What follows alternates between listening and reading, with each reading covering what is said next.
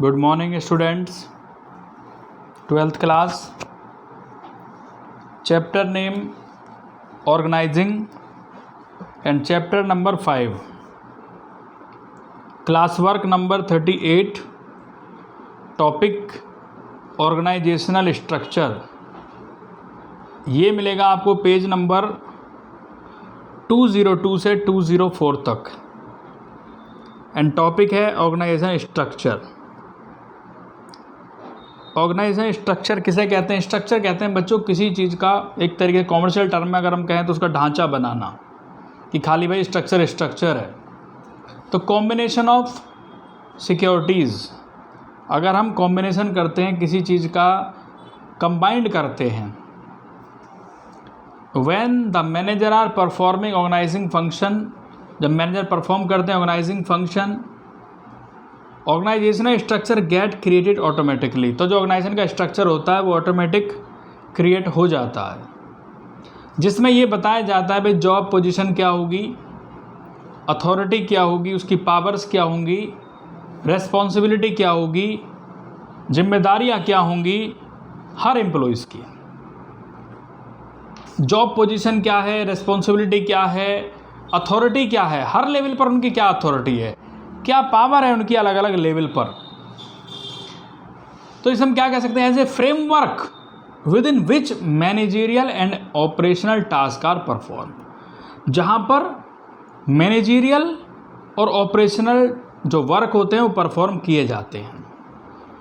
ये स्पेसिफाई करता है रिलेशन बिटवीन पीपल, कि क्या रिलेशन है वर्क में, रिसोर्सेज में, इनमें रिलेशन बताता है. Span of management give shape of organisation structure. जो स्पैन ऑफ मैनेजमेंट होता है वो क्या देता है? शेप ऑफ ऑर्गेनाइजेशनल स्ट्रक्चर, कि किस तरह का हमारा ऑर्गेनाइजेशनल स्ट्रक्चर है. नैरो स्पैन ऑफ मैनेजमेंट, अगर हम नैरो स्पैन ऑफ मैनेजमेंट की बात करें तो उसमें क्या आता है? Tall structure, narrow. Where is wide span, जहाँ पे वाइड एरिया होता है. स्पैन ऑफ मैनेजमेंट का मतलब है हाउ मैनी एम्प्लॉय और subordinate can be effectively manage by one manager, कि कितने एम्प्लॉय और सबॉर्डिनेट मैनेज किए जाते हैं इफेक्टिवली एक मैनेजर के द्वारा, या कितने सबॉर्डिनेट कंट्रोल करते हैं एक सुपरवाइजर को. मतलब कितने सुपरवाइजर कंट्रोल किए जाते हैं effectively control by one superior, एक सुपीरियर के द्वारा कितने कंट्रोल किए जाते हैं. When the authority and responsibility relationship are establish, जब अथॉरिटी और रेस्पॉन्सिबिलिटी रिलेशनशिप एस्टैब्लिश किए जाते हैं ऑर्गेनाइजिंग प्रोसेस में, then the manager must keep in mind the span of control. तो मैनेजर को अपने माइंड में क्या रखना चाहिए? Span of control. After deciding the span, scalar chain is developed. Scalar chain से मतलब क्या है? कि अगर हमें कोई इन्फॉर्मेशन पहुंचानी है लोअर लेवल से टॉप लेवल तक, या सबऑर्डिनेट पहुंचाते हैं सुपीरियर तक, तो वो चेनिंग सिस्टम के द्वारा होना चाहिए. After deciding span, scalar chain is developed of all the superior and subordinate because the span of control clearly specify who has to report to whom. और इसमें क्लियरली डिफाइन होता है कि कौन किसको रिपोर्ट करेगा. नेक्स्ट आता है इम्पोर्टेंस ऑफ ऑर्गेनाइजेशनल स्ट्रक्चर. क्या इम्पोर्टेंस है ऑर्गेनाइजेशनल स्ट्रक्चर के? पहला है स्ट्रक्चर जो ऑर्गेनाइज किया जाता है properly all the operation of business and ensure better flow of communication.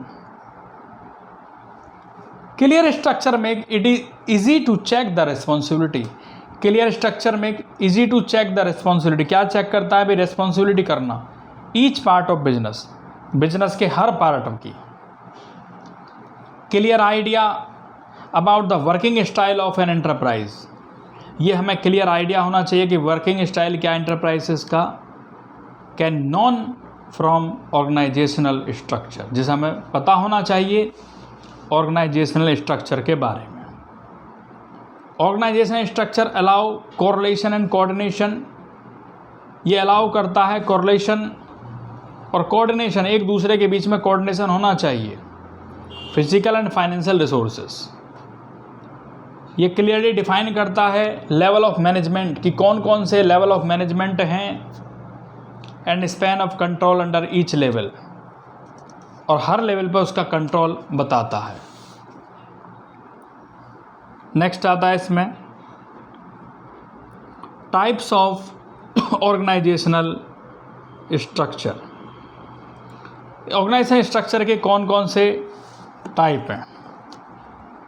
When ever the manager is performing organisation structure, जब कभी भी मैनेजर परफॉर्म करते हैं organisation function, it result in formation of organisation structure. क्या बताते हैं? Working style of organisation, की organisation का वर्किंग स्टाइल क्या है, किस तरीके से वर्क किया जाता है। दूसरा हम इसमें कह सकते हैं a network of job position. Job position क्या है, किस तरह का वर्क करना है, कैसा वर्क किया जा रहा है, रिस्पॉन्सिबिलिटी क्या है, उसकी जिम्मेदारियां क्या हैं, एंड अथॉरिटी क्या है at different level of organisation. हर लेवल पर उसकी अलग अलग लेवल ऑर्गेनाइजेशन पर क्या अथॉरिटी है। तो स्ट्रक्चर क्या शो करता है? Structure show the authority responsibility relationship. Structure क्या शो करता है?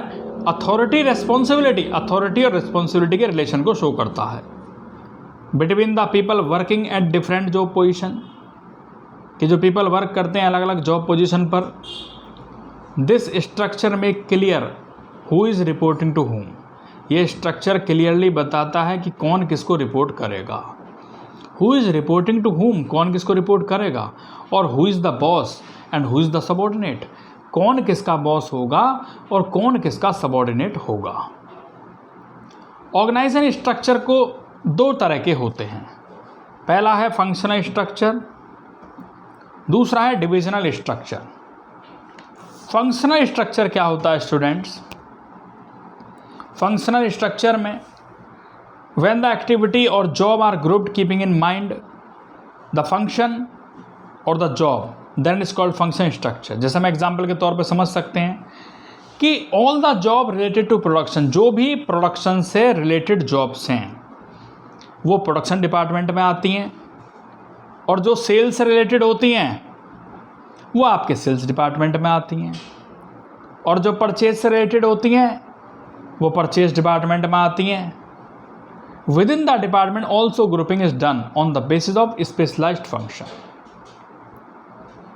एग्जाम्पल एक और ले सकते हैं, production department can the further classified. Production department को हम दोबारा से फिर क्लासीफाइड कर देते हैं स्टोर डिपार्टमेंट में। स्टोर डिपार्टमेंट की ज़रूरत क्यों पड़ती है? किसी भी चीज़ को स्टोर करने के लिए किसी भी चीज़ को स्टोर करने के लिए स्टोर करना है। अगर क्वालिटी कंट्रोल डिपार्टमेंट जो क्वालिटी को चेक करेगा।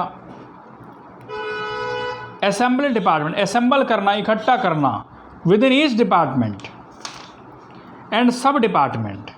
ए chain of superior and subordinate is created work systematically.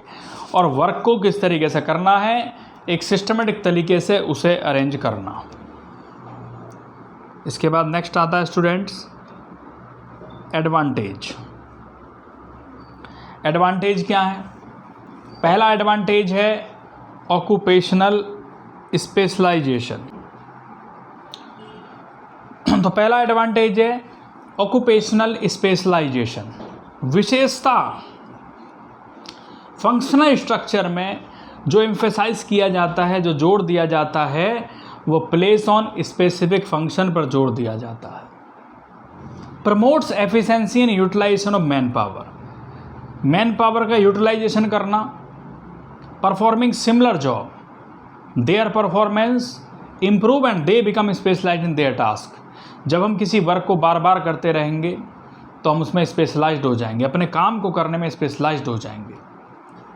Next आता है promotes control and coordination with in department.